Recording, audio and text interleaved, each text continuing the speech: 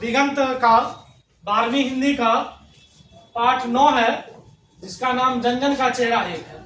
और इसके कवि जो है गजानन माधव मुक्तिबोध है। इसके कवि गजानन माधव मुक्तिबोध है और उन्होंने यह जन का चेहरा एक लिखे हैं, जिसमें हमें यह देखना है कि भारतीय परिदृश्य में जितने भी लोग हैं कहीं ना कहीं सबका एक ही रहन सहन, रीति रिवाज और खान पान, वेशभूषा अलग अलग है, लेकिन फिर भी वह जो है सो एक वेशभूषा के दौरान अपने भारतीय कहलाते हैं।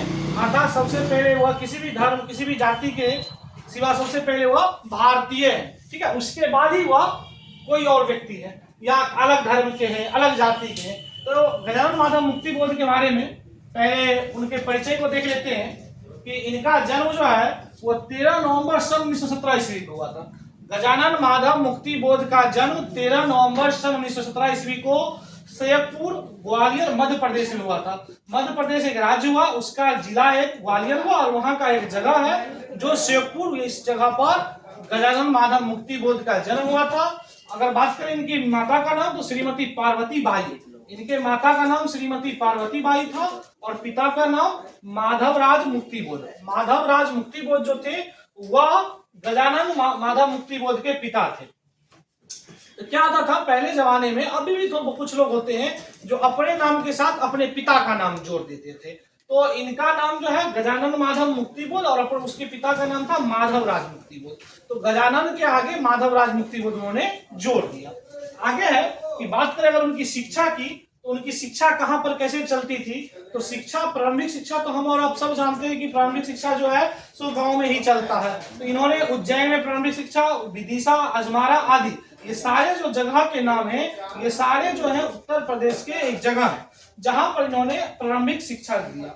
उसके बाद सन 1930 ईस्वी में उन्होंने उज्जैन के माधव कॉलेज से ग्वालियर बोर्ड मिडिल परीक्षा का में असफल हो गए। कारण क्या है कि वो पहला बार ग्वालियर, जैसे हम लोग 10th बोर्ड का एग्जाम देते हैं, वह सन 1930 में ग्वालियर बोर्ड का एग्जाम तो दिए माधव कॉलेज से, लेकिन वह क्या होगा इसमें असफल होगा। असफल मतलब फेल हो गए, वह परीक्षा पास नहीं कर पाए। परंतु उन्होंने हार नहीं मानी, अगले साल फिर उन्होंने एग्जाम दिया और सन 1931 ईस्वी में उन्होंने फिर सफलता प्राप्त किया, अर्थात ग्वालियर बोर्ड को उन्होंने पास कर लिया।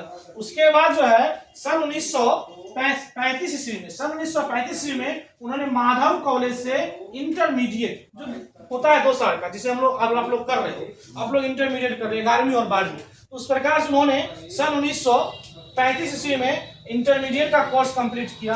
फिर 1938 ईस्वी में इंदौर के होलकर कॉलेज से बीए किया। फिर 1953 ईस्वी में उन्होंने नागपुर विश्वविद्यालय से वह हिंदी से एमए किए। ये उनकी शिक्षा थी, इन्होंने यह शिक्षा ग्रहण किए और इस बीच में उनका उतार चढ़ाव भी रहा।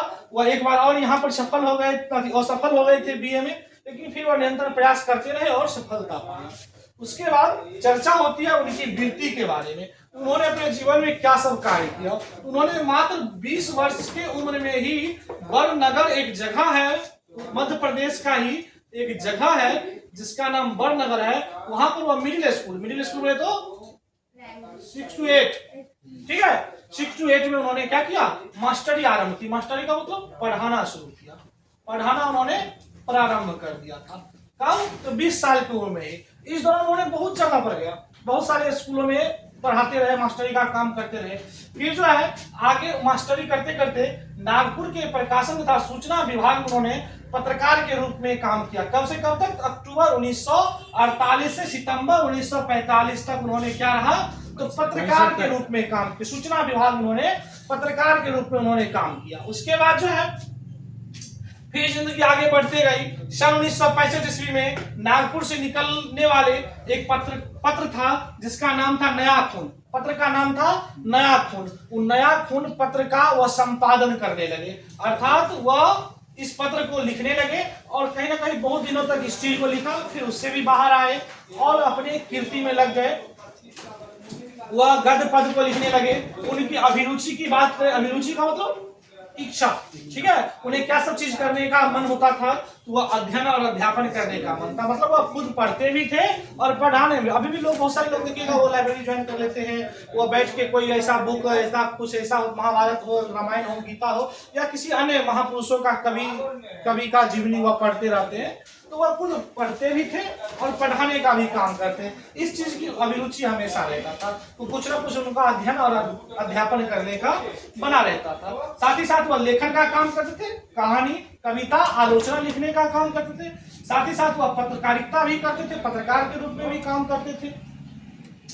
साथ ही साथ राजनीति को नियमित रूप से व्यस्तता में बिजी रहते थे, व्यस्त रहते थे कि राजनीति में भी वह व्यस्त रहते थे। गांव समाज का, हमारे राज्य के अंतर्गत जिस क्षेत्र में रहते थे, अर्थात मध्य प्रदेश में रहते थे, वहां की राजनीति कैसी है उसमें भी सक्रिय भूमिका निभाते थे। अब आती है लास्ट में कीर्तियां। तो कीर्तियां जो है, एक तार सप्तक चलता था, दूसरा सप्तक, तार सप्तक, ये चलता था, जिसमें वह कवि के रूप में काम करते थे, कविता लिखने का काम करते थे। किसमें? तार सप्तक में। फिर जो है चांद का मुंह टेढ़ा है, भूरी भूरी खाक धूल, ये उनका कविता का संग्रह है। इन दो कविता संग्रह में फिर उसके अंदर कई सारे कविताएं होते थे।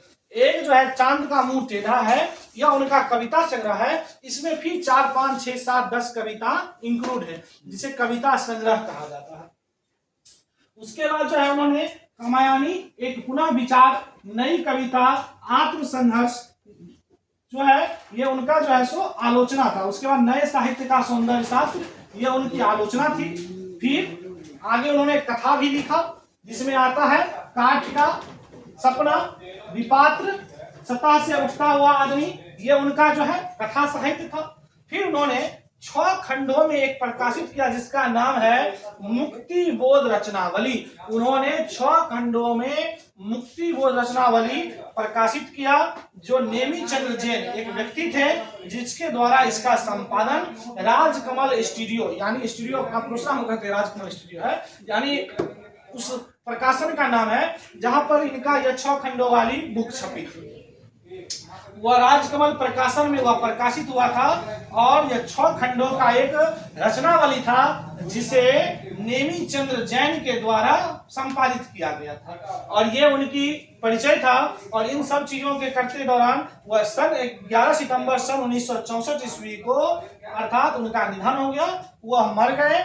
और उन्होंने आपके सिलेबस में, खास करके 12वीं में, उन्होंने यह काव्य खंड दिया है, जिसका नाम है जन का चेहरा एक। उसके बारे में हम लोग ध्यान देंगे कि आपका यह कविता आपसे क्या सीख देता है, वह क्या समझा रहा है, उस पे बारे में